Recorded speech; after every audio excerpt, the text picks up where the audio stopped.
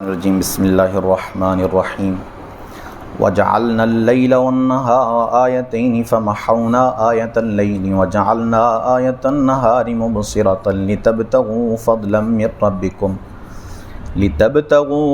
من ربکم ولتعلموا عدد السنین والحساب وکل شیء فصلناہ تفصیلا وَكُلَّ إِنسَانٍ أَلْزَمْنَاهُ طَائِرَهُ فِي عُنُقِهِ وَنُخْرِجُ لَهُ يَوْمَ الْقِيَامَةِ كِتَابًا يَلْقَاهُ مَنشُورًا اقْرَأْ كِتَابَكَ كَفَى بِنَفْسِكَ الْيَوْمَ عَلَيْكَ حَسِيبًا صدق اللہ مولانا العظیم الصلاة والسلام علیکہ یا سیدی یا رسول اللہ وعلی آلک واصحابک یا سیدی یا حبیب اللہ الصلاة والسلام علیکہ یا سیدی یا نبی اللہ وعلی آلک واصحابک یا سیدی یا نور اللہ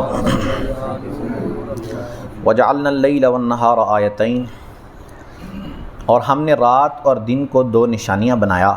فمحونا آیت اللیل، تو رات کی نشانی مٹی ہوئی رکھی. وجعلنا آیت النہار مبصرہ، اور دن کی نشانیاں دکھانے والی. لتبتغوا من فضل من ربکم، تاکہ تم اپنے رب کا فضل تلاش کرو. ولتعلموا عدد السنین والحساب، اور سالوں کی گنتی اور حساب کو جان سکو. وکل شیء فصلناہ تفصیلا، اور ہم نے ہر چیز خوب جدا جدا کر کے ظاہر فرما دی. اس آیت میں اللہ عز و جل نے اپنی دو بڑی نشانیوں کا تذکرہ فرمایا، اور وہ دن اور رات ہے. رات کے متعلق فرمایا کہ ہم نے اسے مٹا ہوا، مٹے ہونے سے مراد کہ تاریک بنایا، کہ رات جب آتی ہے تو ہر چیز چھپ جاتی ہے، اندھیرے کے اندر آ جاتی ہے. اس لیے اس کو اندھیرے والی بنایا تاکہ اس میں انسان آرام کر سکے، سکون حاصل کر سکے. اور دن کی نشانی کو دکھانے والی سے مراد کہ روشنی والی بنایا، اس لیے لتبتغوا فضلا من ربکم، کہ دن کے وقت تم اپنے رب کا فضل تلاش کرو. فضل سے مراد اپنی روزی کا کمائی کر سکو، اور جو تمہارے کام ہیں جو روشنی کے بغیر نہیں ہو سکتے وہ تم کر سکو. اب اس آیت کو اگر آپ دیکھیں تو ہمارے ہاں جو ہے وہ اس کا الٹ ہوتا ہے. رات کو لوگ جاگتے ہیں اور دن کے وقت جو ہے وہ سو جاتے ہیں. حالانکہ برکت اور جو کام کا انداز اللہ عز و جل نے رکھا ہے وہ یہ ہے کہ دن کو کیا جائے، اور رات کا جو ہے وہ کام صرف آرام کے لیے ہے. اسے بنایا ہی آرام کے لیے گیا ہے. لیکن ہمارے ہاں اب الٹ سلسلہ جو ہے وہ چلتا ہے کہ رات کے وقت اب لوگ کام کرتے ہیں اور دن کے وقت جو ہے وہ آرام کو بنا لیا ہے. تو جو قدرت کا نظام تھا اسے تبدیل کیا گیا ہے، الٹ کر دیا گیا ہے. تو اسی وجہ سے انسان آج پریشانیوں کا اور مشکلوں کا شکار ہے.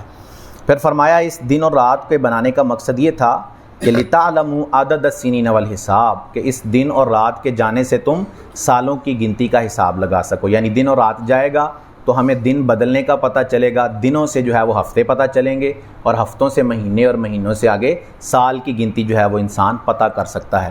تو یہ بھی اس کا احسان ہے. پھر فرمایا وَكُلَّ شَيْءٍ فَصَّلْنَاهُ تَفْصِيلًا، ہم نے اس کتاب کے اندر ہر چیز تفصیل کے ساتھ اور واضح کر کے بیان کر دی ہے، چاہے وہ تمہارے دینی معاملات ہوں چاہے دنیاوی معاملات ہوں. قرآن میں اللہ عز و جل نے ہر چیز کو واضح اور تفصیل کے ساتھ بیان کیا ہے. اب ہر بندے کا اپنا علم اور اس کی اپنی عقل ہے کہ وہ قرآن سے کتنا حاصل کر سکتا ہے، قرآن سے کتنا سمجھ سکتا ہے. قرآن کے اندر اللہ عز و جل نے ہر چیز بیان کر دی ہے. اللہ فرماتا ہے کوئی خشک اور تر چیز ایسی نہیں جس کا تذکرہ ہم نے اس کتاب کے اندر نہیں کیا. جتنی چیزیں کائنات کے اندر ہیں، جو کچھ ہے، ہر چیز کا تذکرہ اس کتاب کے اندر موجود ہے. اب کوئی فہم و عقل والا اس کو پڑھے اور اس کو سمجھے تو اس سے جو ہے وہ اپنی زندگی کے مسائل کے حل نکال سکتا ہے. وَكُلَّ إِنسَانٍ أَلْزَمْنَاهُ طَائِرَهُ فِي عُنُقِهِ، اور ہر انسان کی قسمت ہم نے اس کے گلے سے لگا دی. وَنُخْرِجُ لَهُ يَوْمَ الْقِيَامَةِ كِتَابًا يَلْقَاهُ مَنشُورًا، اور اس کے لیے قیامت کے دن ایک اعمال نامہ نکالیں گے جسے وہ کھلا ہوا پائے گا. اقرأ کتابک، فرمایا جائے گا اپنا اعمال نامہ پڑھ. کفا بنفسک اليوم علیک حسیبا، آج تو خود ہی اپنا حساب کرنے کے لیے کافی ہے. یہاں یہ فرمایا کہ انسان کی قسمت ہم نے اس کے گلے سے لگا دی. یہ مثال کے طور پر مقصود ہے بتانا کہ جو کچھ انسان کے مقدر ہے، چاہے وہ خوش بخت ہے چاہے وہ نیک بخت ہے، یا جو کچھ اللہ نے اس کے لیے مقدر کر رکھا ہے، وہ اس کے ساتھ اس طرح رہتا ہے جیسے گلے کا ہار بندے کے ساتھ ہمیشہ موجود رہتا ہے. تو اللہ نے فرمایا کہ ہم نے انسان کی قسمت اس کے گلے کے ساتھ لگا دی. اور پھر فرمایا قیامت کے دن ہم ایک اعمال نامہ اس کے سامنے پیش کریں گے.